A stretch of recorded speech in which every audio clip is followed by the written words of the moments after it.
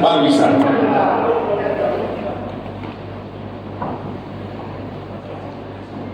Hola, buenas noches a todos.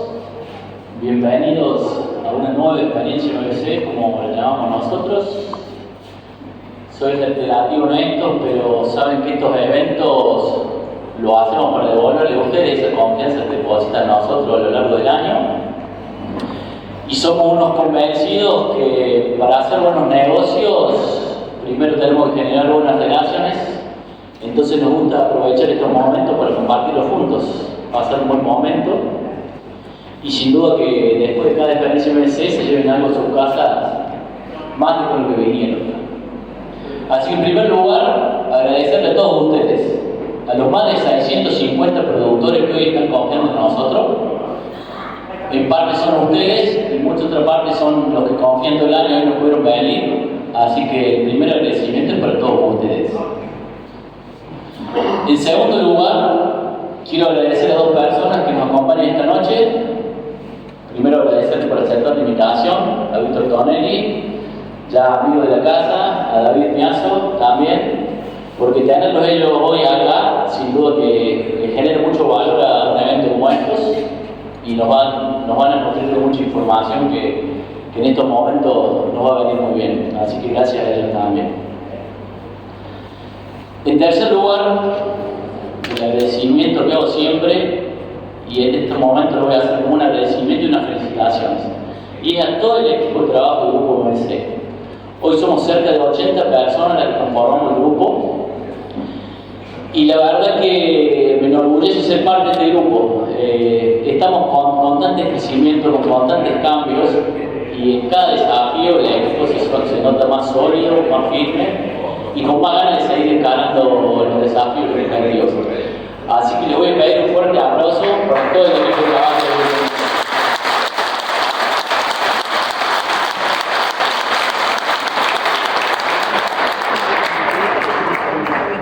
Y bueno, como siempre digo, generar relaciones, que nos empiecen a conocer, siempre aprovechamos estos 5 minutitos acá para contarles un poco qué estamos haciendo, digamos, y cada unidad de negocio con qué novedad anda.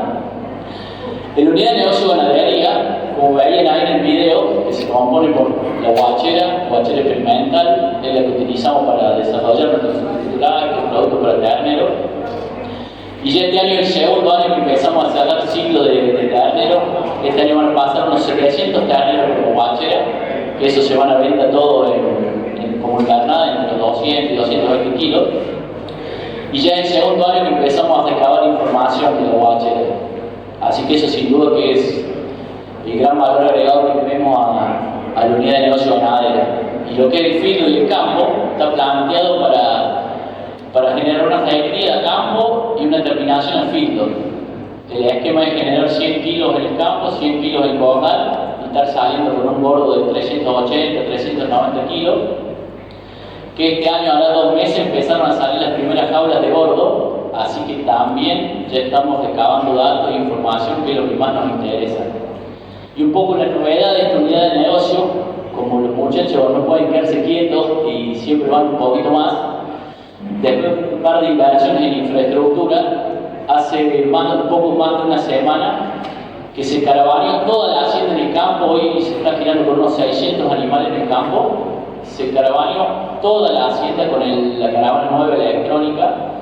Así que ahora, aparte de tener información sobre comida entregada, sobre ámbito de peso diario, esa información va a estar individualizada y sistematizada. ¿Y por qué les hago mucho énfasis en los datos que venimos recabando, la información que venimos generando?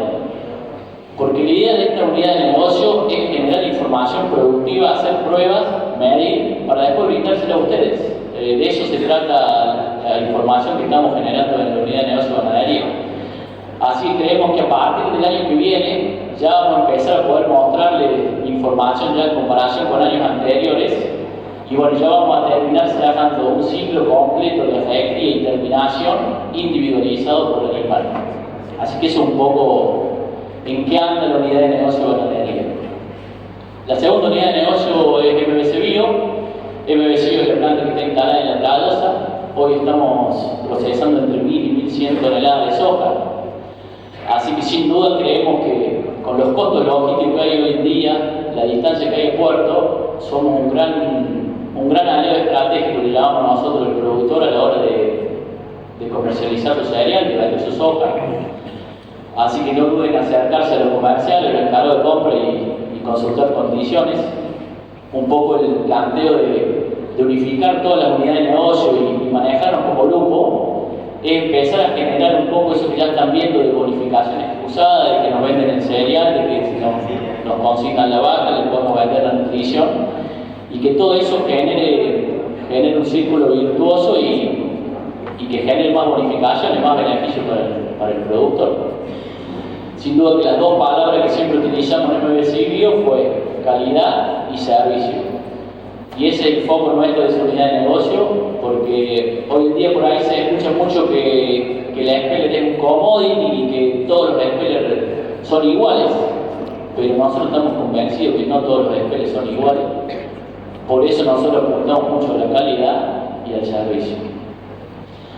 Después de la tercera unidad de negocio, MBC Ferias. MBC Ferias este año cumple 5 años. Como siempre decimos, por ahí es la más visible, la que más ruido hace, la que todos nos conocen. Sin duda que hoy estar pensando que en el quinto año, el año pasado, fueron más de 270 productores los que confiaron en nosotros, sin duda que nos marca el camino para seguir haciendo como venimos trabajando, con transparencia, con seriedad, haciendo las cosas bien. Este año calculamos que deberían pasar unas 15.000 cabezas por la pista, y bueno, habiendo cerrado el primer semestre, estamos en camino. Vamos a ver cómo se comporta la segunda mitad del año, pero los recorredores, los comisionistas, los comerciales, como dice Sergio, la verdad que vienen haciendo muy bien su trabajo. Y bueno, no me tengo que olvidar, el viernes que viene es el remate especial de todos los años, el remate aniversario, que va a ser de abasto e invernada, así que de más está decir que están todos invitados a ver el remate y bueno, como siempre pasa en una experiencia MBC, a comer algo y a tomar un buen vino. Y dejé para el último la unidad de negocio Boscal, la fábrica de productos terminados, de premezclas, porque bueno, el año pasado les comentamos que arrancaba a caminar un poco ese proyecto tan anhelado, tan ansiado, tan postergado de empezar a construir la fábrica nueva. Por ahí los que habrán pasado de día por la ruta de la salida de Banera habrán visto máquinas trabajando y bueno, empezó a construirse la fábrica nueva. Sin duda que hemos encontrado, nosotros utilizamos siempre la palabra aliado estratégico, y bueno, nosotros encontramos uno seguramente cuando conocimos a B Estructura, y que fue la empresa que nos animó a dar el saltito. ¿Y por qué yo creo que nos animó? Porque encontramos una empresa que cuando nos sentamos a hablar, lo más importante que en algún momento que hacemos, teníamos precio o plazo. La primera pregunta fue, ¿cómo lo podemos pagar? Y bueno, dijeron, vengan, sentémonos y de alguna forma lo vamos a encontrar. Y bueno, hoy ya el proyecto está dando sus primeros pasos, esperemos el año que viene, si no estar mudado y terminando la primera etapa, que falta poco. Pero bueno, es una gran inversión. El grupo está comprometido y el foco, todas las energías están puestas ahí porque nos va a dar ese diferencial en tecnología. Que hoy estamos seguros que tenemos buena calidad, somos calidad, pero con tecnología vamos a tener un producto mejor.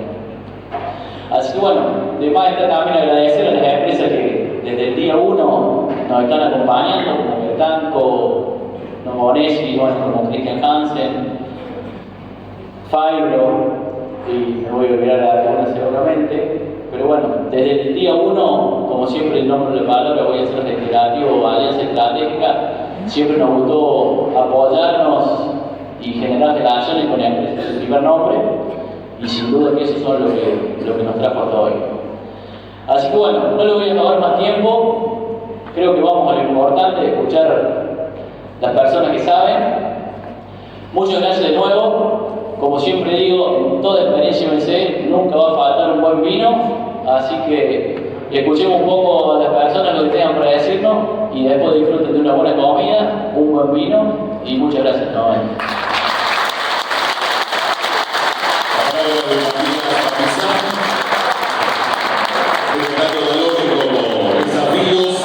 Objetivos, ser mejores y acompañar. De eso se trata esta experiencia MBC edición 2025, esta cuarta edición. Vamos a comenzar con las disertaciones. A continuación, invitamos al licenciado en Ciencias Agrarias, productor ganadero y consultor de empresas ganaderas, frigoríficas y de carne vacuna del sector público, integrante de la comisión de la Fundación Barrechando, comisión de carnes de la Sociedad Rural Argentina, del grupo GPS y asesor también para temas de trazabilidad ambiental y calculadora de huellas de carbono a nivel predial. Ex-CEO de Estancia de Cabañas Ligas, la empresa que lanzó al mercado argentino la primera carne con marca preenvasada. Ex fundador y CEO de Carnes Herford de Argentina, de Uruguay, y presidente en 2 oportunidades de la Asociación de Industrias Argentinas de Carne, vicepresidente de la Asociación Argentina de Producción Animal, entre otras entidades del sector. Diserta para todos nosotros el señor Víctor Tonelli. Bienvenido.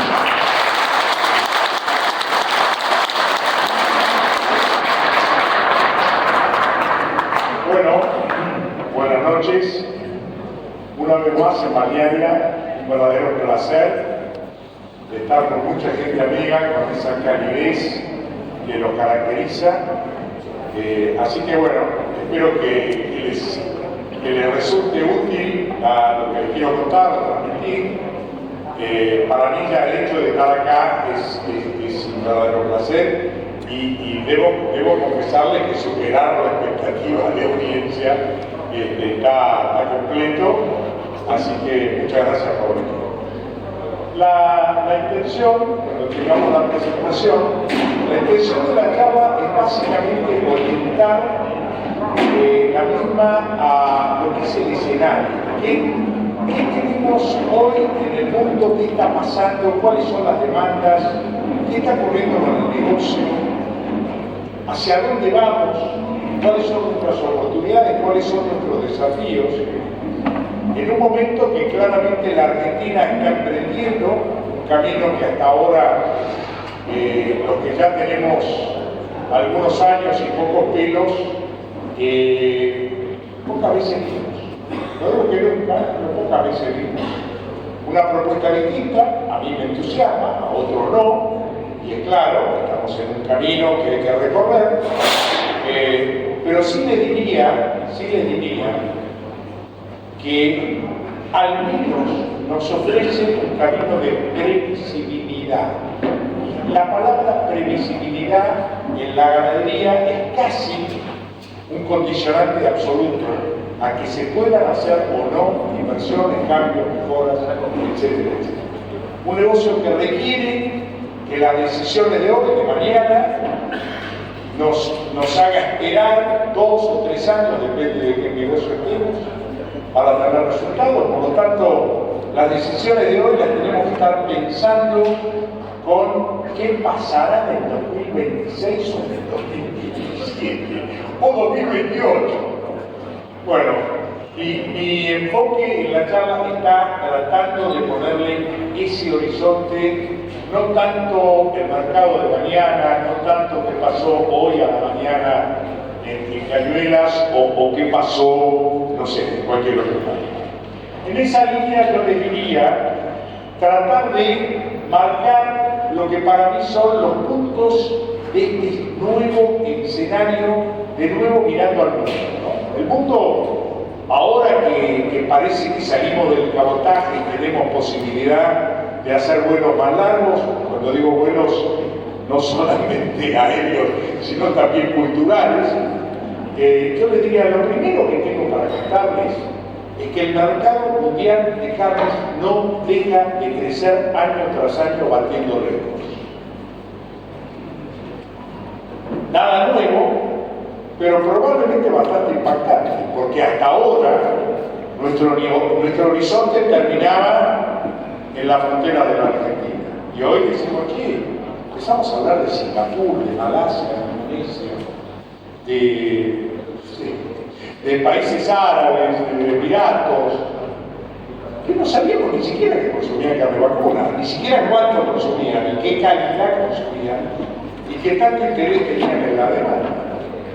De modo tal que lo primero que quiero es tratar de transmitirles que el mundo crece en la demanda a un nivel que la oferta de cualquier lugar de origen no está en condiciones de satisfacer. Por lo tanto, los precios, cuando la demanda supera la oferta, en definitiva, arbitran y suben hasta que dicen, bueno, a este valor te lo llevamos, más o menos quedó satisfecho. Eso es lo que está pasando en el mercado internacional. Algo que venía ocurriendo, pero que cada día que pasa, cada mes que pasa, acelera el proceso de crecimiento. Lo segundo, yo diría que es importante tener en cuenta que parte importante de este crecimiento de la demanda proviene de países que tradicionalmente no participaban en la compra o en el negocio global de la demanda. Después vamos a ver un cuadrito, vamos a ver algunas imágenes, no me quiero adelantar, pero digamos, básicamente la demanda cada vez crece más en países no tradicionales del estilo de Asia, del sudeste asiático, del norte de África y del Medio Oriente. Países que no eran compradores tradicionales. No mencioné Europa, no mencioné Estados Unidos, no mencioné Chile, nuestro cliente básico, no mencioné Israel. Hablando de otro mercado. Y el segundo tema que para mí es central y que no es menor, es que se nota un cambio cada vez más significativo en lo que es la conciencia del bienestar, de la salud, del fitness, como le dicen los jóvenes, con jóvenes probablemente de 45 años para abajo, 40 para abajo, que han encontrado en las proteínas animales la fuente de nutrición que les permite estar saludables, comer rico, pero además estar bien. De modo tal que no debe sorprenderles, en más de una ocasión lo habrán leído, lo habrán escuchado, que la demanda por huevo, gallina, digamos, es una demanda que está superando la capacidad de oferta del mundo. Digamos, cada vez más los jóvenes dicen, che, yo quiero desayunar con 2 o 3 huevos, etcétera, etcétera, porque es ese concepto de la proteína animal que me mantiene mejor en salud, que no me engorda demasiado. Ya apareció incluso, habrán leído, la dieta de la carne vacuna. Hoy resulta que comiendo carne vacuna de una manera determinada, mi especialidad, de pronto adelgazás. Y apareció un trabajo de investigación que ya tiene 20 años, pero que este año marcó un cambio significativo en Estados Unidos, que fue presentado en el mes de abril, que lo llaman El Poder de la Carne, en donde aparece que casi el 95% de los hogares de Estados Unidos, estamos hablando de más de 220 millones de habitantes de alto poder adquisitivo, consumen o compran proteína animal una vez por semana, mínimo, y que van creciendo en eso. Después vamos a ver el dato, pero en todo caso se los anticipo. Estados Unidos viene sufriendo una sequía tremenda que les ha mermado los stocks de ganado de una manera tan significativa que tienen el stock de vientres más bajo de los últimos 70 años. No es una sequía chiquitita que ya pasó, es algo muy profundo. Eso les implicó una suma del precio de la carne vacuna del 20% en el último año, con una inflación que no supera el 3% anual, anual. Sin embargo, y pese a eso, el consumo creció el 1%. Subió el 20% el precio y el consumo creció el 1%.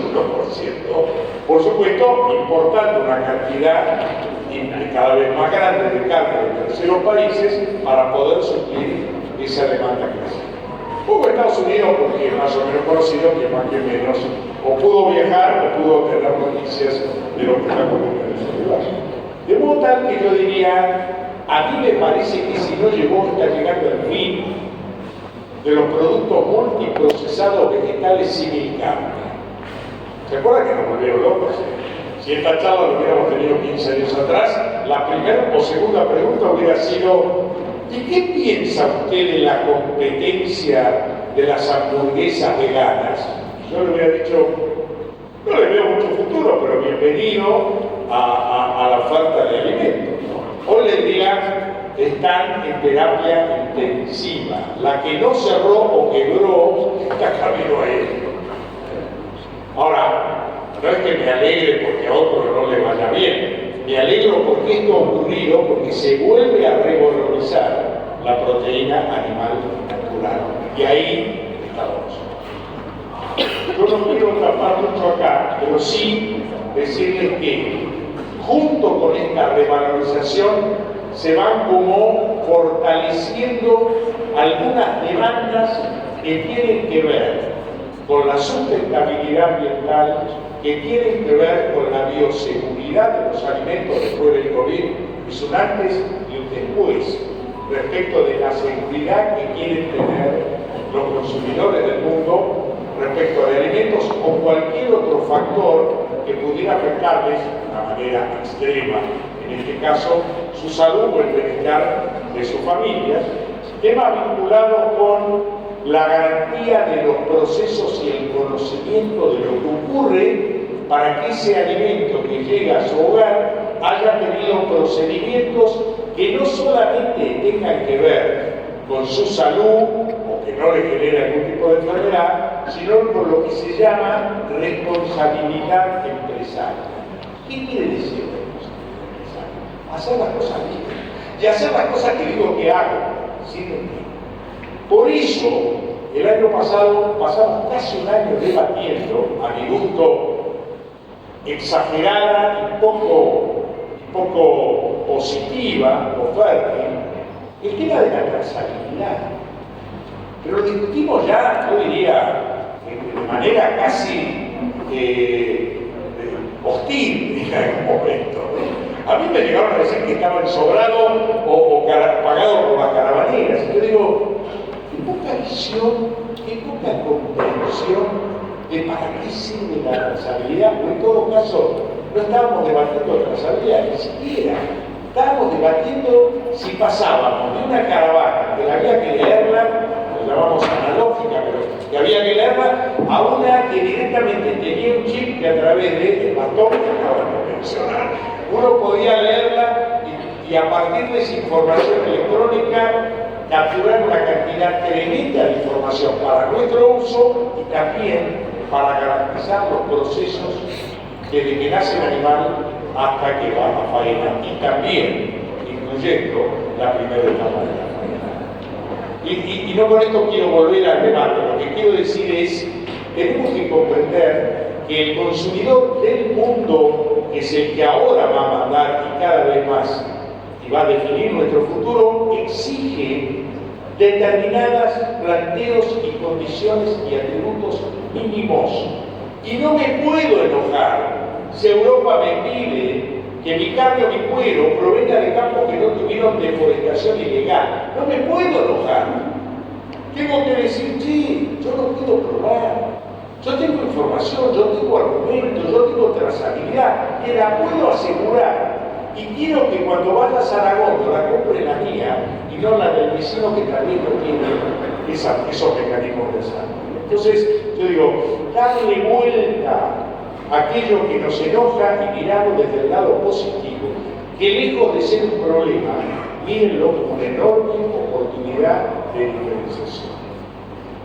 ¿Está claro? Si alguno no está de acuerdo, yo me quiero hablar y lo charlamos y le cuento más sobre esto, pero no me quiero perder más tiempo más sobre esto. Y el último tema, que no es menor, que la verdad que no tiene sentido que lo hable yo, teniendo a David Meazo, capo total en la economía, pero claramente también la debilidad del dólar frente a esta moneda hoy hace que nuestros productos pagados en dólares sean más baratos en el exterior cuando ellos cambian euro por dólar. Hoy tienen más euros y para ellos es más barato nuestro producto. Bienvenido. En esa línea, yo les quería presentar o mostrar dos cuadritos para mí muy interesantes que tienen que ver con este tema de por qué crece esta página, ¿no? pero no sé dónde poner. Me cambio acá, pero está por lo de allá, no sé cómo hacer. No, el tema es, para que lo vean, después me paso allá. Todavía puedo cambiar de escena. Miren, este cuadro, yo fui un poquito más atrás, para que puedan ver. Este cuadro lo que muestra son la evolución del volumen total del comercio mundial de carne de los últimos 20 años. 2004, 2014, 2024, años cerrados. Y ahí lo que van a ver es, digamos, sumamos todos esos colores que integran la columna, vamos a ver que el comercio mundial de carnes creció más del 90% en los últimos 20 años. Un ritmo francamente espectacular, porque no estamos hablando de una nueva tecnología, es un producto absolutamente maduro en el mercado que tiene más de 100 años de comercialización. Pero lo interesante de esa barra, además del volumen total, es que prácticamente casi el 85% de ese crecimiento será en el color amarillento ocre, que precisamente Asia, Medio Oriente y Norte de África. Países que no eran tradicionales y que de hecho, en muchos de ellos, o no tenemos acceso sanitario para la producción de la carne, o no tenemos acceso comercial, no tenemos desarrollo, no tenemos conocimiento, no hemos desarrollado los importadores y el mercado, y mucho menos transmitirle nuestro valor a los consumidores. De forma tal que cuando uno mira esto dice, che, la verdad es que en esos mercados prácticamente no tenemos presencia, con excepción de China, por supuesto. Y ese conjunto de países o regiones son los que vemos en esta pizza, ¿no? En este círculo.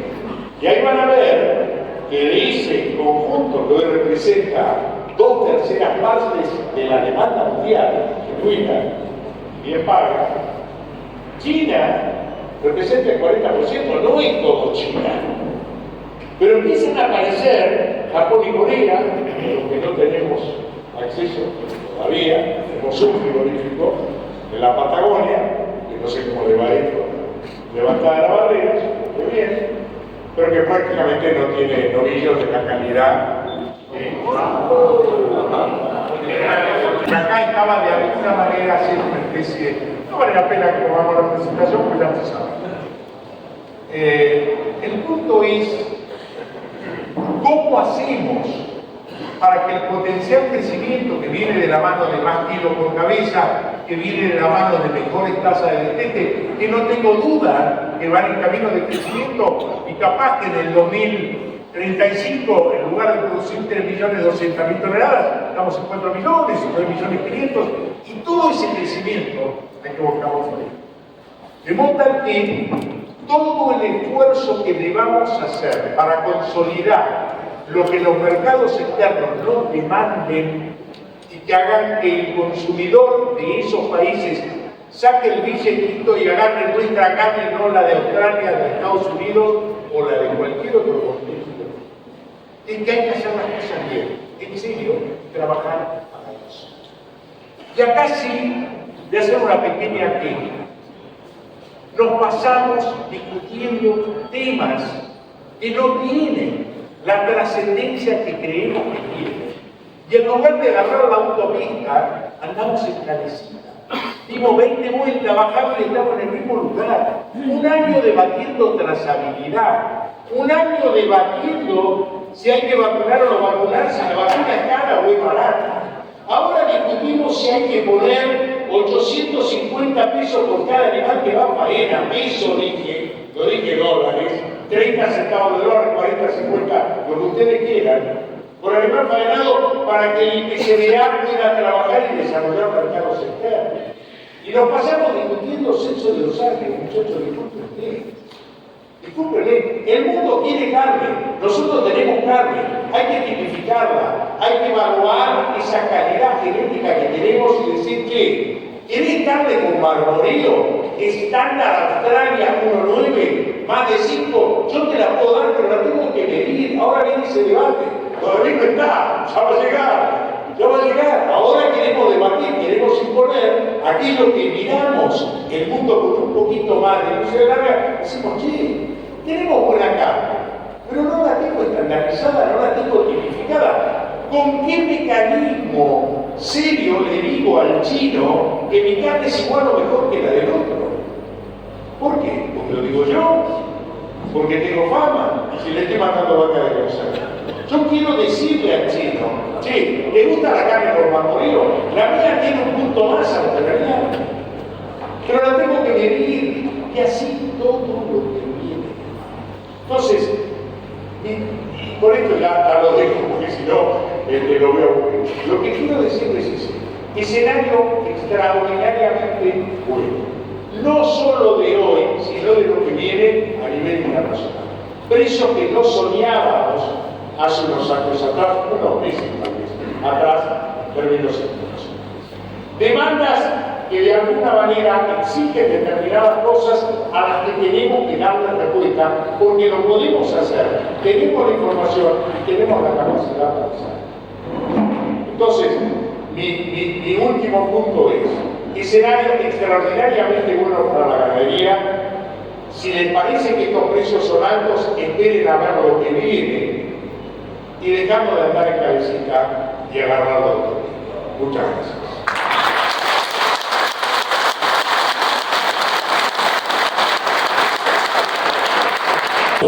Es especialista en análisis económico y políticas públicas del sector agropecuario. Ha sido economista jefe de la Fundación FADA y ha realizado consultorías para el Banco Mundial, el Banco Interamericano de Desarrollo, la Corporación Andina de Fomento, el Departamento de Agricultura de los Estados Unidos y la Organización para la Alimentación y la Agricultura de la ONU y diversos organismos nacionales e internacionales del sector. Diserta a continuación en experiencia MBC el economista David Miazo. Bienvenido.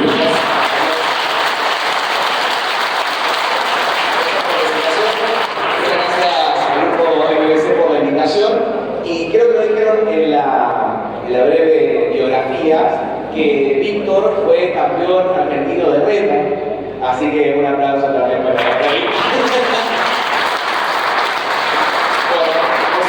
Por ahora parece que yo la tengo un poquito más fácil que Víctor, porque además hablo de un tema más fácil que es la economía, está todo bien, así que vamos a poder ir bien rápido.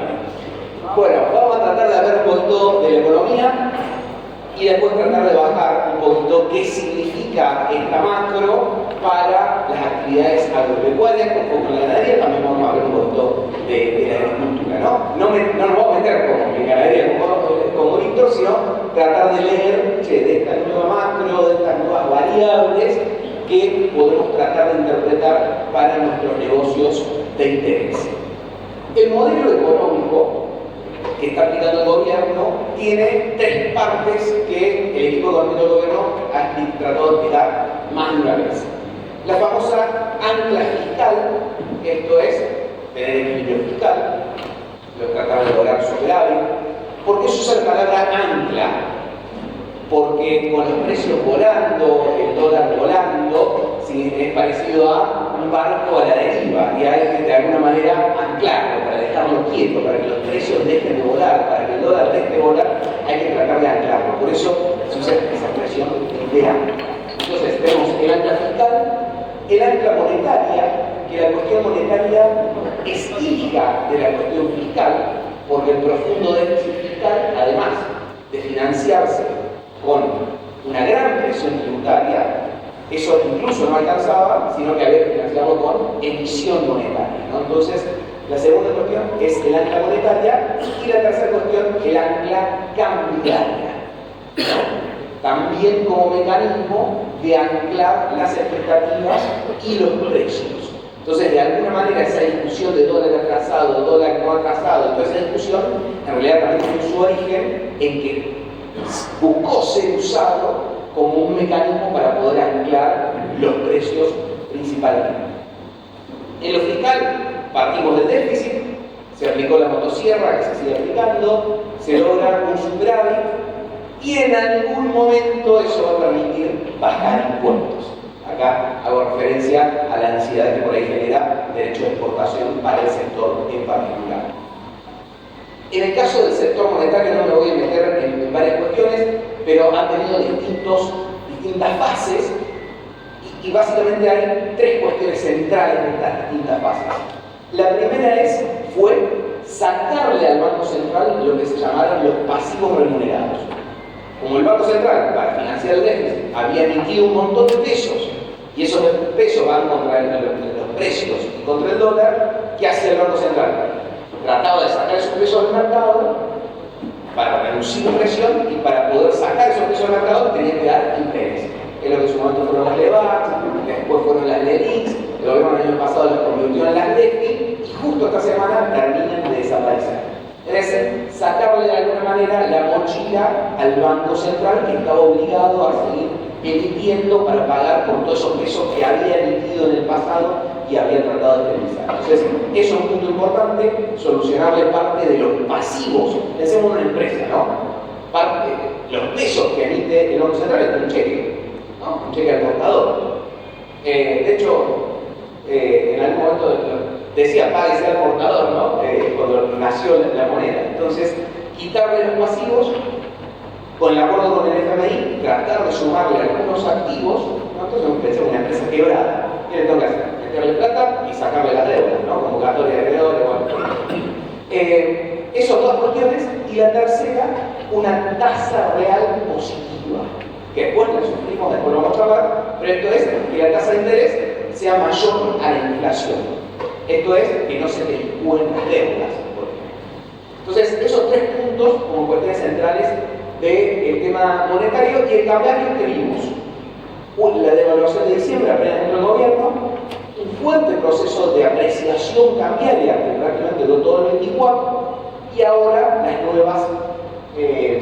las nuevas bandas cambiarias, que ahí vamos a conversar un poquito, con las que estamos conviviendo hoy. Eso como para un pantallazo de por dónde pasa, y si usted presta atención, el 90% de las noticias económicas son de algunos de estos tres temas, ¿no?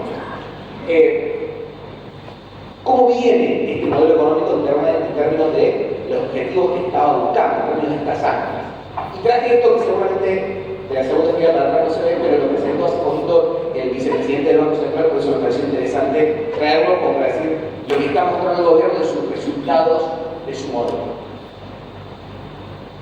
De un déficit financiero de menos 5 puntos del PBI a un superávit del 0,4, eso es lo primero que se ve, de un profundo déficit a un equilibrio fiscal prácticamente.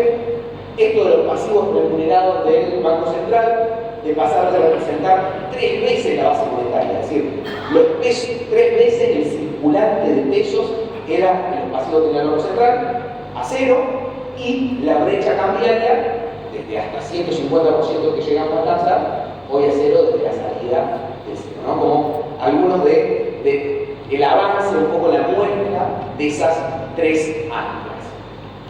¿Cuáles eran los objetivos? ¿Cuáles son los objetivos buscados con este programa económico? 3. El 1, bajar la inflación, ¿no? Y ahí vamos a ver algún gráfico desde dónde venimos. El objetivo 1, bajar la inflación. Objetivo 2, que la baja de la inflación ayude a recuperar los salarios. Y que todo eso de alguna manera, sumado a las expectativas, etc., se convierta en una recuperación de la actividad económica. Ahora vamos a ver cómo vienen las 3 cosas. Eso es lo que el gobierno busca con este programa económico.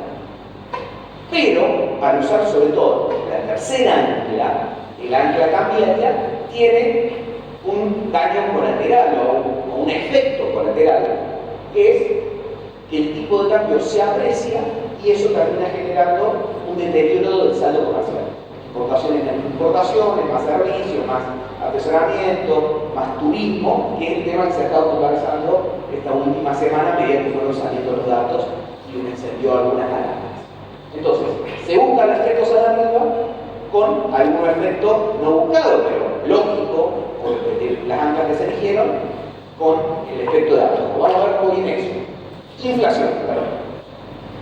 En mayo del 24 habíamos acumulado inflación de los últimos 12 meses previos del 276%. A mayo de este año, el 43%. O sea, estamos en un sexto 1/6 de la inflación anual que tenemos. Y la perspectiva para los próximos 12 meses, cerca del 20%, o sea, la mitad de la que acumulamos los últimos 12 meses. Es decir, que el proceso de desinflación, todavía tenemos inflación, 2 meses acumulamos lo que nuestros países vecinos acumulan en un año, pero claramente descendente, con algún ruido en marzo a raíz de todo el ruido previo a la salida del CEP. Entonces, el objetivo 1, que es la inflación, podríamos decir, viene muy bien. Y es lo que mejor viene.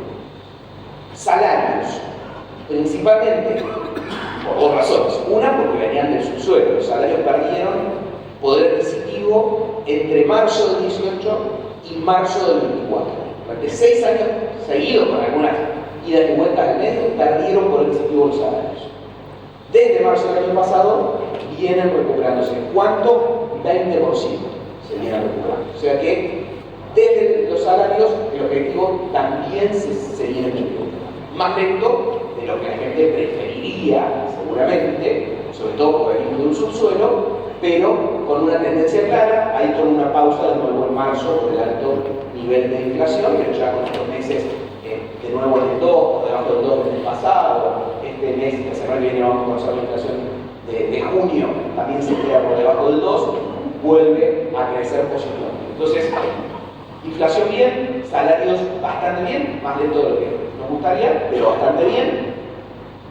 Esta recuperación de los salarios en los sectores agropecuarios o alimentarios tiene un dato positivo, que mejora el poder de compra de los salarios respecto a los alimentos. Uno de los que nos interesa hoy, el asado.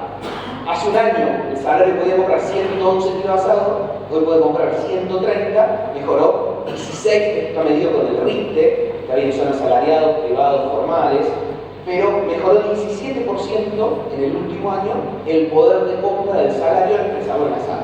Y en leche mejoró el 50%. Un salario puede comprar 583 litros de leche, sachet de leche, y hoy puede comprar 913 sachets de leche. En el otro extremo tenemos a la yerba mate que creció del 63%. ¿Qué pasó en algunos sectores? El precio se retrasó respecto a la inflación. Entonces se te combinan dos efectos: salarios que suben por encima de la inflación y precios de los alimentos que van por debajo de la inflación. Entonces tenés esta recuperación del poder de compra. En el asado, ¿qué pasó? La recuperación de precios del venado, ¿no? Por eso no sigue la tendencia del resto. ¿Qué saco de acá que después vamos a volver para las actividades agropecuarias? Un consumo interno que recupera poder de compra y que más temprano que tarde se empieza a ver en los indicadores de consumo.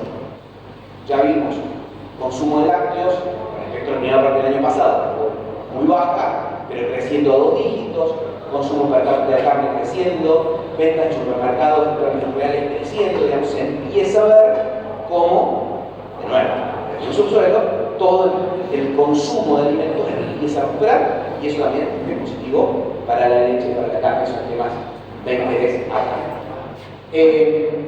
Lo que todavía no es tan positivo, que también hace poquito salió el dato de inflación, de desocupación, por un incremento respecto al año pasado, es el empleo. Por el momento el empleo no reacciona. Las líneas para abajo es el empleo salario formal, qué porcentaje respecto al mes anterior cayó, y la línea para arriba, qué porcentaje recuperó. Básicamente desde la primera línea roja, que es agosto del 23, hemos tenido casi todas caídas. Acá pensábamos a fines del año pasado que se estaba dando vuelta la tendencia, pero no. Ahí hay una cuestión estadística al medio, por el contributo social, no se contabilizaba, otra cuestión. Pero en general el problema es que todavía el salario, el nivel de empleo, porque de última la masa salarial, el poder adquisitivo del consumo es P por Q. ¿Cuánto gana la gente? Por cuánta gente tiene ingresos, ¿no? Bueno, el P está mejorando, pero el Q todavía no está. Y eso responde a que hay sectores yendo a diversos ritmos. Y eso tiene que ver con la actividad económica. Vemos que la actividad económica recuperando muy rápido. Al final se dio la recuperación en B de la que se hablaba en algún momento, pero hacia adentro de eso hay una heterogeneidad grande. El sector de la construcción muy debilitado, muchos sectores industriales muy debilitados, y otros que efectivamente recuperan. La otra cuestión, actividad económica, viene bien también, este año va a estar por encima del 5%, principalmente motorizada por el consumo, muy relacionado a dos o tres cuestiones. Lo que ya vimos en salarios, sumado a la recuperación del crédito, que impulsó mucho el consumo de lo que se llama durables, desde electrodomésticos a autos, eso también impulsado por la vuelta de las cuotas, por la baja de la inflación. Bien, creo que iba a decir un tercer factor, pero se me fue. Y el abaratamiento relativo, en términos, dos abaratamientos relativos, de cosas importadas, que son la ropa, los electrodomésticos, por la apertura comercial, entonces ahí se da un abaratamiento relativo de eso, y el poder de compra que mejora en términos de los salarios, lo que decíamos recién. Así que la actividad muy bien y también motorizada por el consumo. Y ahí nos lleva a ese efecto colateral, no tan deseado, pero directamente correlacionado con el uso del ancla cambiaria, que es la cuestión, la discusión de si el dólar está atrasado o no está atrasado y qué efectos genera que si el dólar está atrasado o no está atrasado, una discusión que tenemos hace un año, y qué efectos genera una discusión que tenemos hace 15 días a medida que han empezado a salir los datos. ¿El dólar está atrasado o está atrasado? Dólar junio, 1.180 pesos, y lo que hice fue, toda esa línea, ajustar el tipo de cambio para atrás, el dólar oficial, por la inflación que hemos tenido. Entonces, por ejemplo, el dólar de 17 pesos de enero de 2018 de Macri equivale, si le metemos la inflación, a 1.332 pesos de hoy. O acá diciembre del 19, cuando entró Alberto, dijo, me siento cómodo con el tipo de cambio que eran 60 pesos, equivale hoy a 1.878. Y los 350 antes de que asuma Milei equivalen hoy a 1.117.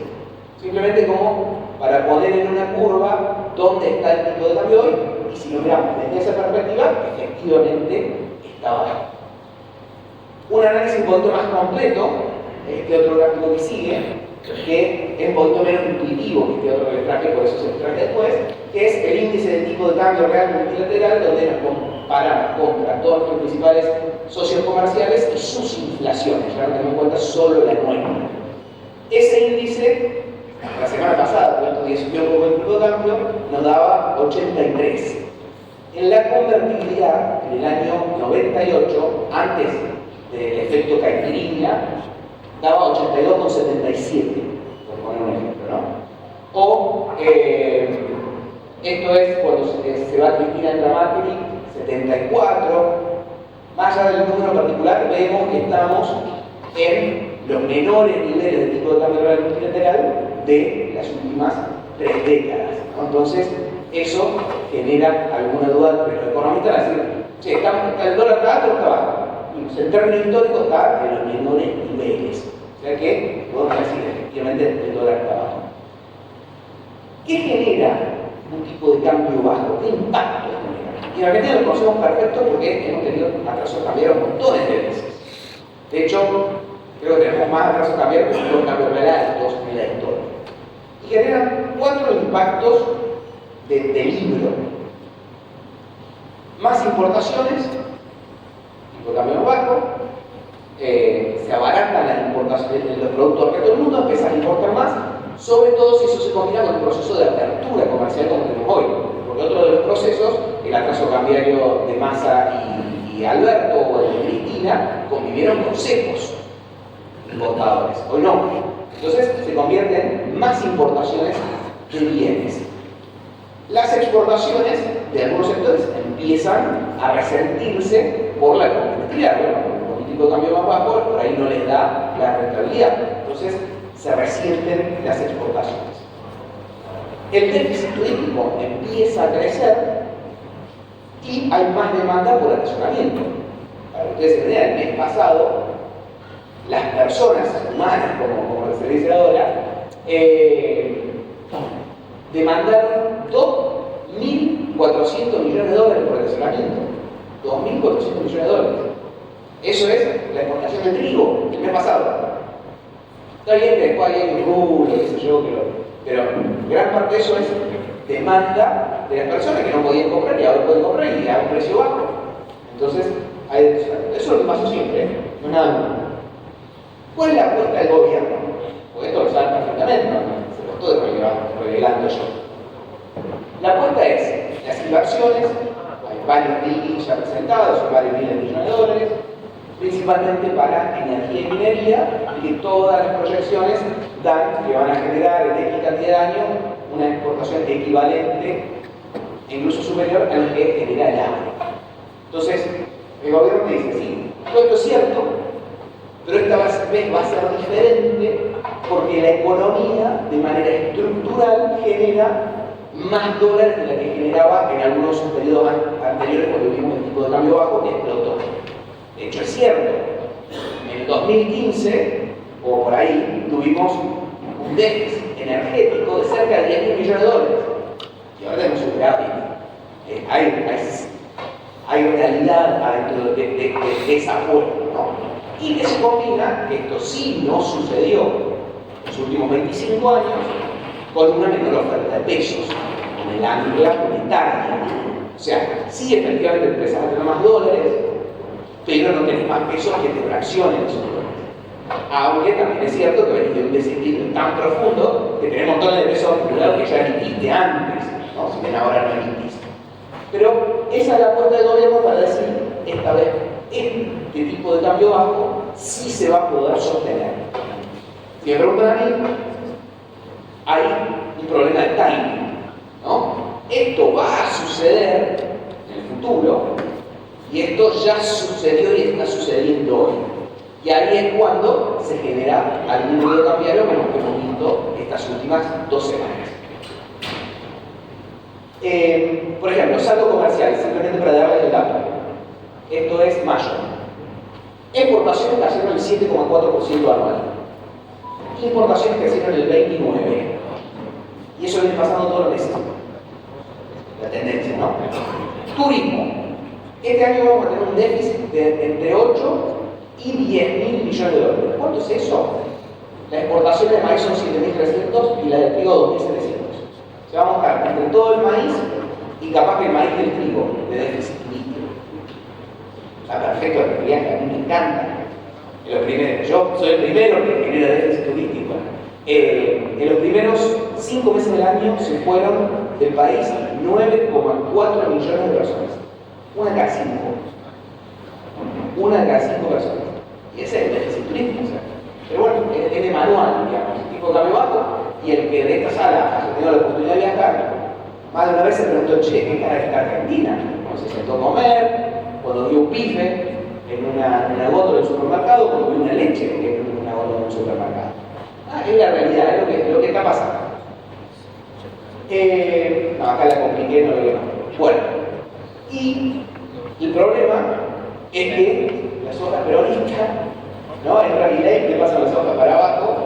¿Qué pasa con el real para arriba? Por suerte, lo del real, esta lo busqué porque era el momento, lo del real por suerte ya se estabilizó, por suerte para los brasileños, que además son clientes en muchas de las cadenas agropecuarias, pero también son competidores directos nuestros, así que por suerte se estabilizó el real en Brasil, recuperó fortaleza el real, entonces está siendo un menor problema del que parecía hace 4 meses. Y se nos sumó nuestro amigo Donaldo haciendo un poquito de ruido a nivel internacional. Y en este esquema llegaron las bandas. ¿No? Las bandas cambiarias venimos no estamos acostumbrados a flotar. Desde el 2012 teníamos cepo, ¿no? El tipo de cambio prácticamente fijo. O sea que de los últimos 13 años, solamente 2, 2016 y 2017, el tipo de cambio flotó. Todo el resto del periodo, o sea, toda la otra década, convivimos con cepo, ¿no? Alguien, por ejemplo, que hoy tiene 34, 35 años, y supongamos que estudió, desde que salió de la universidad, siempre tuvo cepo. Toda su carrera profesional convivió con cepo, por decirlo de alguna manera, salvo 2 años. Entonces, no estamos tan acostumbrados a flotar. ¿Qué son las bandas?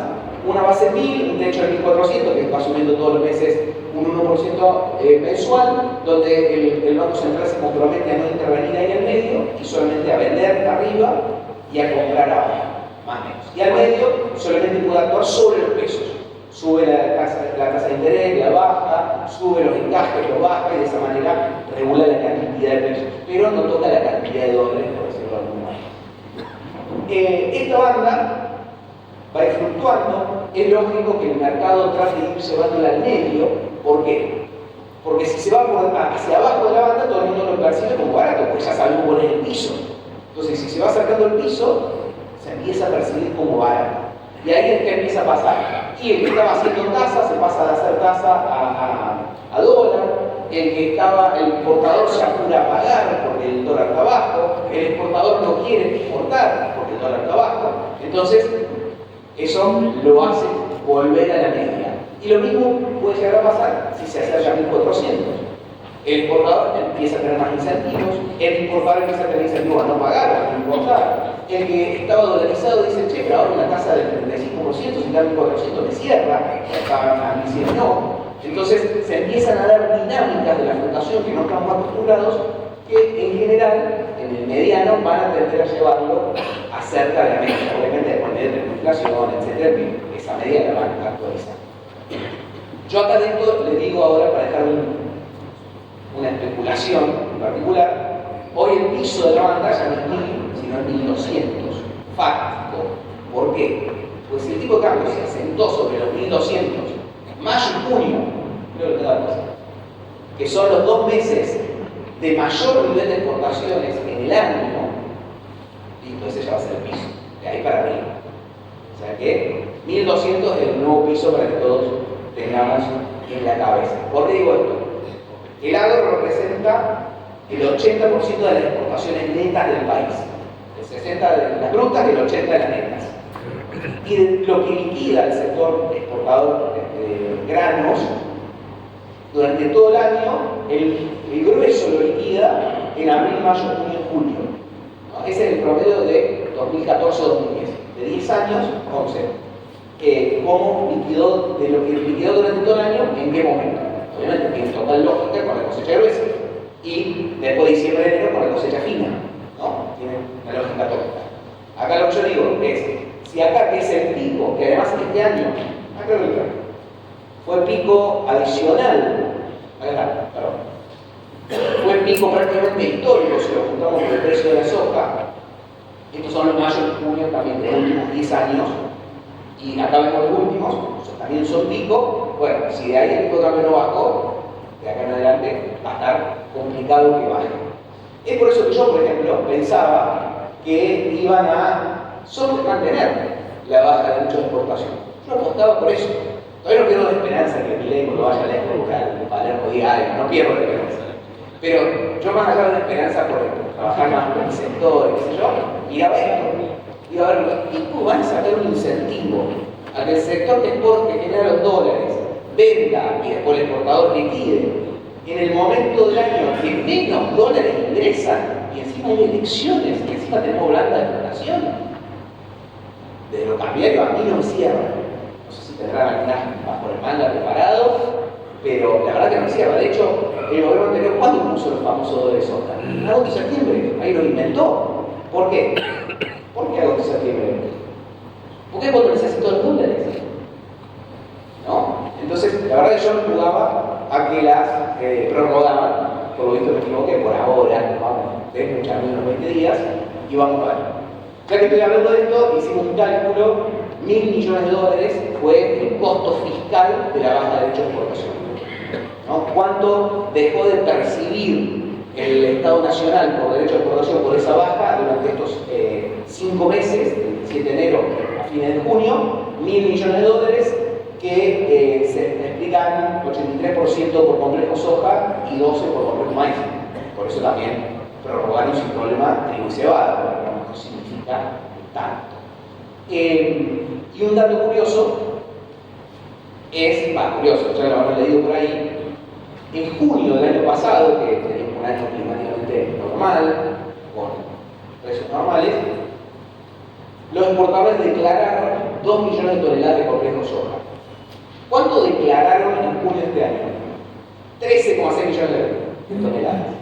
7 veces lo que se declaró en junio del año pasado, que que fue un mes normal. Esto es consecuencia directa de cómo estaba diseñada la baja de derecho de exportación.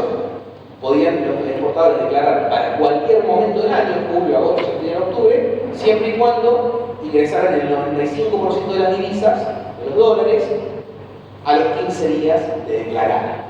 Entonces, todos estos días, seguramente estas 2 semanas que siguen, vamos a ver buen nivel de ingreso de dólares al país, básicamente por esto.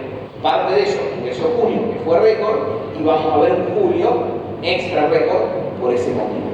Por ese motivo, después también podemos llegar a ver un precio de la soja que se sostiene más de lo que debería. ¿Por qué? Porque los exportadores se quedaron descalzados. Anotaron muchas exportaciones, pero no tienen los granos. No los tienen, pero sin un precio fijado. Y el problema es que como están obligados a liquidar, no solo tienen un descalce de precio, che, ¿qué pasa si acá en medio la soja sube? Sino que tienen un descalce de moneda, porque se quedan con los precios que están obligados a liquidar. Entonces van a estar apurados por tratar de fijar precios. Bueno, me fui con eso porque me interesó, porque analice los números de ayer, que se los quería dar. Uno de los grandes desafíos del nuevo esquema cambiario es que las reservas netas siguen complicadas. De hecho, estos días tenemos revisión del Fondo Monetario y uno de los temas de discusión es que nos habíamos comprometido a tener reservas netas 3.000 millones de dólares negativas para hoy y estamos en menos 8.000. Entonces, ese es uno de los temas. Seguimos teniendo reservas netas negativas. ¿Por qué? Creo que es el siguiente gráfico. Por el riesgo país. ¿Por qué? Porque el gobierno durante el último año logró comprar dólares en el mercado. Ahora se comprometió a no comprar dentro de la banda, pero con los bonos estos que emitió en pesos, que se suprimen en dólares, algo junto, más el repo con los bancos, algo junto por algún lado, pero como el riesgo país es tan alto, no puede refinanciar la deuda. Entonces los dólares que compró, todos los dólares se fueron a pagar vencimiento de deuda. Eso no lo hace ningún país. Lo va roleando, que se llama el rollover de la deuda, siempre escuchan esa palabra, porque va pateando las deudas, ¿no? Con el nivel de riesgo país que tenemos, el gobierno no puede hacer eso, entonces tiene que sacar la plata del bolsillo. Y ahí viene uno de los problemas. El riesgo país. Hace un año estaba en 1.700 puntos, hoy está en 700 puntos. ¿Qué es el riesgo país cuando escuchamos? 700 puntos significa que pagamos 7% más de lo que paga Estados Unidos. Entonces Estados Unidos está pagando 4 y algo, nosotros tenemos 700 de riesgo país, pagamos 11 y pico. Entonces si hoy, por ejemplo, ustedes compran un bono, una L30, que es el más conocido, ese L30 rinde cerca del 11%.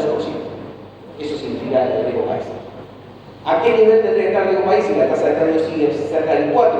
Y tendría que estar en 500, bueno, el gobierno se endeude al 9. El otro día salió Córdoba con el 9.25, si no me equivoco, o el 9.50. Bueno, esos niveles son los que son manejables, equivalen de nuevo a un riesgo país cercano a los 500 puntos. Ese es el próximo gran desafío del gobierno, porque el aporte del Fondo Monetario de alguna manera sirvió, de hecho, en el documento está calculado, ¿cuánta plata va a necesitar Argentina si sigue sin acceder a los mercados? Tanto, bueno, tanto es verdad. Sirvió para cubrir ese bache. Pero tarde o temprano se necesitan poder rolear la deuda para seguir cubriéndolo hacia adelante, ¿no? Entonces, este es el próximo gran desafío, el riesgo país bajo. Y dos proyecciones, simplemente, no mías, me animo, traído de otros. ¿Qué va a pasar con la inflación? El top 10 de las consultoras que más le pegan a la proyección de inflación están previendo esto para los próximos meses. De acá a fin de año, la inflación en torno al 1,5, 1,7 mensual. Eso es lo que están previendo las 10 consultoras que más le pegan. Y una inflación para los próximos 12 meses del 19,3%. Y dólar, les traje dólar futuro, que no necesariamente es una proyección, porque tiene mucho que ver con la tasa. Si hay más tasa, puedo pagar más dólar futuro. Estos días estuvo movidito, pero por ejemplo, para diciembre está esperando 1.413, por ejemplo, o 1.491 para marzo. ¿No? Eso es lo que cualquiera de ustedes hoy puede decir: si yo voy, compro o vendo, si creo que esto está muy alto, muy barato, dólar futuro. ¿No? Esta curva está bastante alta. Si ustedes la comparan contra inflación, ven que está cerca de un punto arriba de la inflación esperada, con bastante, sobre todo en julio, que está esperando el mercado, que en julio haya una corrección.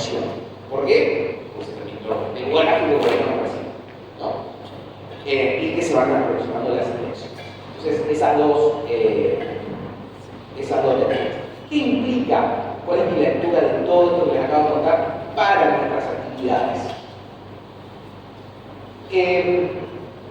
Bueno, para algunas actividades, igualmente traía el poder de compra de la carne, en este caso el novicito, la leche, vienen bastante bien, principalmente por una fortaleza de precio del lado de los productos, pero también por algún abaratamiento relativo de los insumos, el abaratamiento de los granos, entonces viene bastante bien las relaciones de poder de compra para este sector.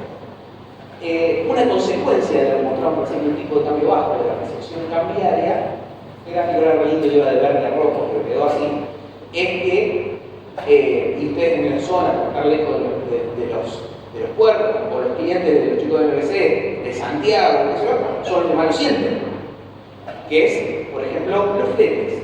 Pero en realidad, ¿qué pasa con toda la estructura de costos en pesos?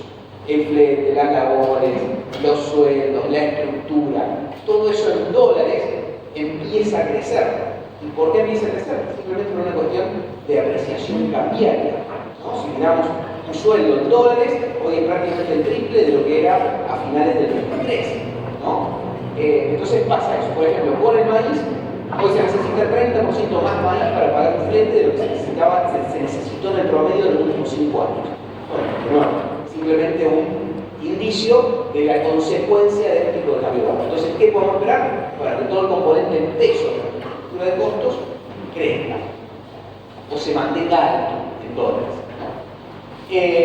Pero después un dato positivo, que es lo que veíamos recién, cómo viene el poder de compra de los salarios, sobre todo cuando la carne tiene el 70% de sus clientes en el mercado interno, la leche tiene el 75% de sus clientes en el mercado interno. ¿Qué pasa? Abril decíamos, un salario puede comprar 130 kilos de carne. Pudo comprar 159 en octubre del año pasado, bastante por encima de la media de los últimos 106 años. Y eso fue lo que permitió la composición del precio del grano. Si este número, si esa curva hubiese estado hacia arriba, difícilmente el precio de la carne del grano se podría haber recuperado, más allá de lo que estaba pasando del lado de la oferta, ¿no? Que fue lo que la traccionó. Pero entonces la carne todavía tiene para subir si el salario sigue recuperando, ¿no? Y ni siquiera estamos en el promedio, estamos todavía por debajo del promedio. Entonces eso esperamos que logre traccionar desde el lado del consumo. En la leche, como no hubo recomposición de precios, sí venimos con una notoria mejora del poder de compra que todavía tampoco se está acercando recién se va acercando al promedio de los últimos 6 años, que fueron 6 años muy malos para el salario, o sea que estamos sacando el promedio de los 6 años que fueron malos. Entonces, este dato como positivo desde la perspectiva del consumo. Y para ir al consumo versus importación, ahí Víctor fue muy optimista en la importación de los precios. Yo simplemente le sumo un condimento de esto de economía que estamos hablando. El precio del novicito en dólares oficiales, todos sabemos que está alto, ¿no? Está 30% superior al promedio de los últimos 10 años. El novicito hoy en dólares vale 30% más dólares oficiales que el promedio de los últimos 10 años. Los dólares oficiales a nosotros no nos importan tanto, pero al exportador sí, ¿no? Porque paga dólar oficial y cobra dólar oficial. Entonces, esto nos hace alguna referencia a la competitividad del exportador en su relación de precio materia prima exportación. Pero para el consumo interno, si lo miramos en términos constantes, actualizados por inflación, hoy estamos en los precios promedio de los últimos 10 años.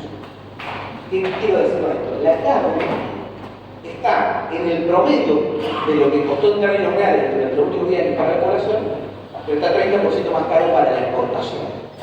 Y ahí es que yo digo, después va a tener que jugar con la previsión de precios. ¿Qué pasa en el internacional? ¿Los precios son suficientemente más altos para que la exportación pueda pagar esto? Buenísimo, vamos a tener los dos sectores traccionando. Si no son tanto mejores, va a traccionar más el mercado interno que la exportación, que es algo que no sucedió desde los últimos 10 años. Los últimos 10 años que tuvimos, exportación para arriba, consumo para abajo. Lo bueno es que el consumo de costa para abajo empieza a estar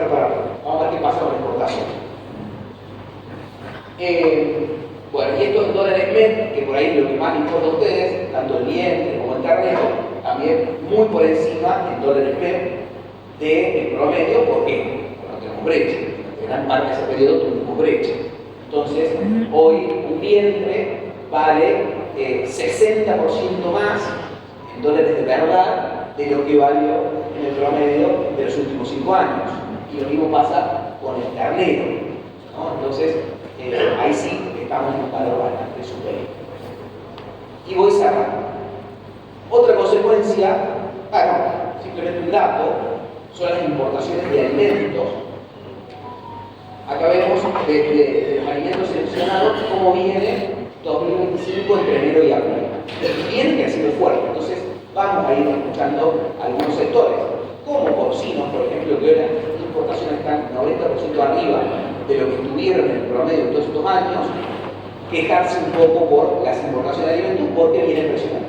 Incluso carne, niveles bajísimos, pero el rojito es carne, ¿no? Este año importamos más carne que cualquier otro año de los últimos 10 años, por ejemplo, ¿no? Incomparable con los niveles de consumo interno, o sea, no hace ni cosquilla, pero es algo que vamos a empezar a escuchar un poco más si el tipo de cambio se mantiene en estos niveles.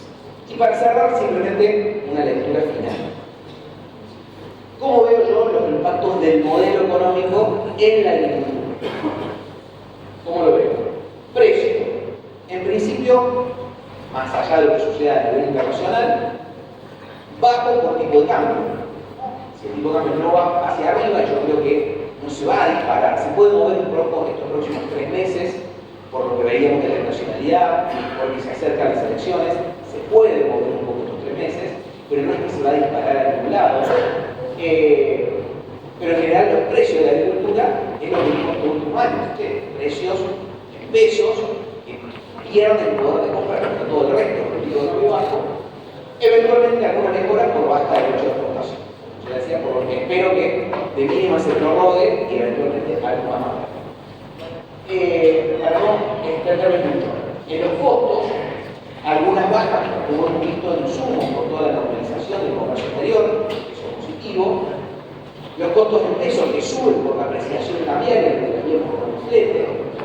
Y el costo financiero, que es uno de los temas sobre los que quiero poner algún énfasis, está alto el costo financiero, ¿no? Entonces, eso del lado de los costos. ¿Y qué impacto tiene en el margen? Yo creo que en general, este modelo como estamos viéndolo hoy, tiene un impacto neto negativo. A menos que sigan bajando el progreso.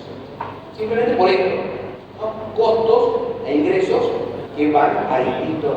Creo que la normalización de la economía se va a ver más por el precio de la tierra que por el margen. Por esto yo diría a quienes se dedican al sector agrícola, ser cautos con los alquileres, ser cautos con el financiamiento, por esta realidad. Espero que venga un cine blanco de los precios y pase alguna presión el año que viene y nos salve, pero si eso no pasa, hay que ser cautos. La ganadería. La situación de la ganadería es distinta, ya la resumió bastante listo y yo la resumí algunos alimentos, por lo que creo que tiene principalmente un impacto neto positivo, que es el que estamos viendo en el momento que estamos viendo la ganadería. Donde les va a estar yendo mejor al consumo que a la exportación y donde la relación de precios, cabezas versus hectáreas, está en sus mejores momentos. Porque decimos, en dólares MEP el precio está muy bien y en la hectárea se ha mantenido por ahora estable, ¿no? La del cambio, ¿no? Entonces, es un dato también a mirar para que esté interesado en alguna de ustedes. Les decía las tasas y financiamiento, uno de los temas que quiero poner algún énfasis y ahí voy a terminar. Tenemos tasas en dólares que van del 8 al 10% del mercado. Después tengo alguna promoción de algún insumo, de alguna maquinaria, que siempre tengo que analizar muy bien versus el costo de contado, porque de alguna manera siempre termina estando puesto en el precio. Pero endeudarme a 9, 10 en dólares, hay que pensarlo más de una vez. Y en pesos, y la tasa del 35 a 40, que es la tasa de mercado, después está lo que estuvo en narrativa, lo que estuvo en el cuadro, qué sé yo, pero la tasa de mercado está del 35 a 40, con una inflación del 5%, del 19, son 15, 20 puntos por encima de la inflación. Tenemos que preguntarnos si nuestro negocio, sin que haya ningún descalabro, que el dólar se vaya mía, por algo, nos da para eso. Entonces, digo, ¿por qué hago énfasis? Porque veníamos de una situación durante casi 10 años donde nos endeudábamos a cualquier tasa porque la inflación iba para arriba y la devaluación la estábamos esperando que viniera. Y eso nos licuaba. Hoy eso creo que no va a seguir sucediendo. Como no sucedió en este último año tampoco. De nuevo, más allá de que pueda haber un movimiento de tipo de cambio porque estamos flotando. Creo que lo va a haber en los próximos meses. Entonces, ese poco, prestar atención o tener en mente también el financiamiento en el mercado de valores. Todos estos días, por ejemplo, una caución te podía endeudar a corto plazo para cubrir un invierno o algo de retiro al 25%. Versus cualquier otro financiamiento de 35%. O sea que si tenés armadita, no es nada del otro mundo, simplemente tener una cuenta en una sociedad de bolsa, etc., pero podías estar en el 10 puntos por debajo de cualquier alternativa bancaria. Dejar eso simplemente ahí. Esto es simplemente un ejercicio de cómo daban las tasas pesos versus dólares para que en la agricultura que tiene la opción. Por ejemplo, tomé una tasa de 33, que era la tasa de cheque de pago diferido en el mercado, versus una tasa del 7,6, que son la tasa de pagar en dólares en el mercado, más, por ejemplo, dólar futuro. Me da una tasa, si me endeudo en dólares, de 34 versus una 33 pesos. Están ahí. ¿Por qué? Porque se arbitra. Si se queda en el promedio de los límites, si se queda en 1200, sería una tasa del 12 en dólares, pero eso no va a suceder, porque ahí con el nuevo piso de 1200 se ve en otra situación. Pero hoy, como se ha movido dólar futuro bastante, están muy arbitradas tasas en pesos versus tasas en dólares, si la quiero comparar de alguna manera. Después, si yo creo que el dólar va a estar más abajo que eso. Bien, manejo de la tesorería, acá dejo dos recomendaciones, y ya cortamos y podemos ir a la parte interesante de la noche. Es dos recomendaciones que les pueden ahorrar bastante plata y que son muy fáciles. Y cualquier administrativo o dueño de empresa con una mínima explicación previa lo puede hacer. Y seguro que alguna de las empresas, por temas profesionales, ya lo hace. Por ejemplo, si yo manejo parte de la tesorería de la empresa con una cuenta comitente, donde si recibo un cheque a mi nombre, lo endoso y lo pongo en la cuenta comitente, y cuando necesito pagar, emito un cheque desde ahí, me ahorro el impuesto a los sellos. Entonces, con un simple cambio en el manejo de la tesorería, me ahorro el 1,2% de todas mis transacciones regulares. Uno va a dar cuenta de cuántos cobros y pagos hace durante el año y puede ver la magnitud de un ahorro que simplemente es forma de cambiar un proceso dentro de la empresa. Entonces se habla del proceso productivo y que el forraje y que la inseminación, qué sé yo. Bueno, este es un proceso financiero muy simple. Nosotros, en general, muy probablemente muchos de ustedes están exentos de ingresos brutos, así que no les importa, pero el que trabaja en alguna de las otras provincias sí le importa ingresos brutos que también se ahorran. Simplemente eso. Una recomendación de algo muy simple que se puede hacer. Ya tenemos al amigo contador que nos puede explicar un poquito más.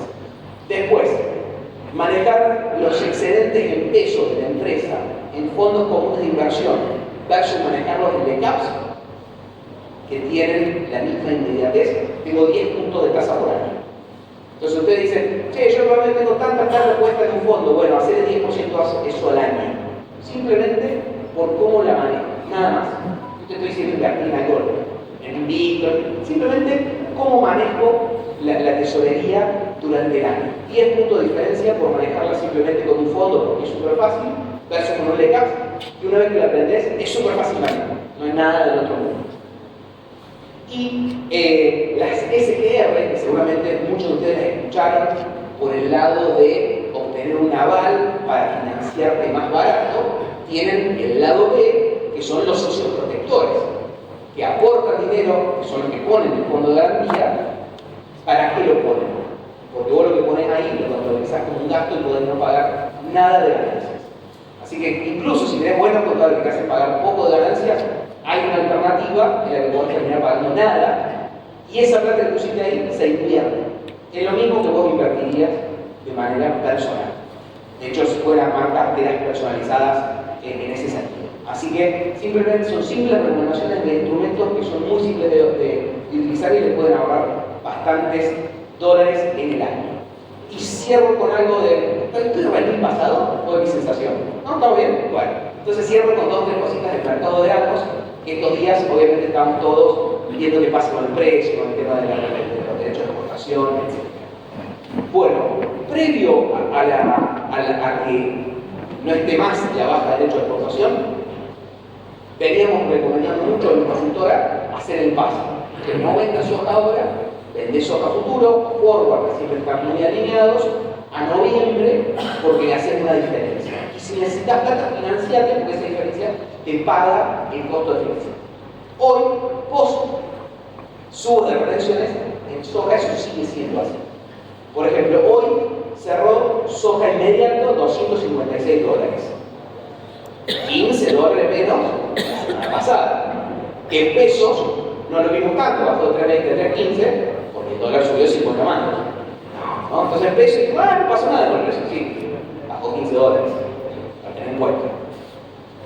Noviembre, al final, esto es un dato que como que al final del día estaba 2 dólares arriba. Futuro de noviembre, 286 dólares. ¿Cuánto es eso?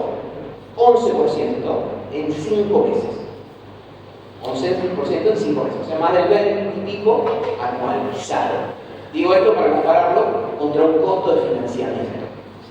Y si yo hago lo que yo le llamo futuro por futuro, es decir, vendo futuro de soja y vendo futuro de dólar, porque soja está dolarizada, puedo obtener un precio para la soja en noviembre de 397.000 pesos versus 315. Es un 26% en 5 meses. Simplemente porque, en vez de vender la soja inmediatamente, la dejo en el silo y hago un forward o vendo un futuro. Sumamente barato de hacer, sumamente fácil de hacer. ¿Y qué hago? Cambio 315 por 397 y si necesitaba la plata medio, tengo que solucionarlo con financiamiento. Pero esa diferencia que está con 5 meses me paga el costo de financiamiento. Entonces, esto es lo que estamos recomendando hacer, por ejemplo, con soja. Otra de las preguntas que se suelen hacer es, che, seguimos con el carro y esto de que en algún momento convenía vender la soja, ponerla en LECAP y eso me daba más que esperarla. Bueno, eso hoy no da tanto por el dólar y por el precio del disponible que está bajo, pues estamos en época de cosecha, ¿no? Entonces, por ejemplo, los puntos naranjas que ven ahí es el precio de la soja, si vendo el futuro y vendo el futuro de dólar, versus si la vendo ahora y la pongo en una LECAP. O sea que el famoso carry, que era vender inmediato y ponerlo a tasa, que funcionó durante el 2024, hoy no da. No sé en unos meses, hoy no da. Y lo mismo, esto mismo está viendo para soja, está pasando para maíz. Maíz, por ejemplo, precio disponible, $165, diciembre 179. ¿No? Ahí tengo también cerca de un 9% de diferencial en solamente 6 meses que me paga cualquier costo de financiamiento. Entonces, esto de grano que quiero terminar diciendo, no vendan un solo grano disponible, hagan un forward, hagan un futuro que se puede hacer una diferencia en este contexto, ¿no? Esto seguramente no sucede en el verano, ¿no? En el verano sucede lo opuesto. ¿Por qué? Porque esto es en parte generado por el bache de precios de la cosecha, ¿no? Está muy ofertado en el mercado y nos genera eso. Así que, bueno, por eso quería terminar esas cositas.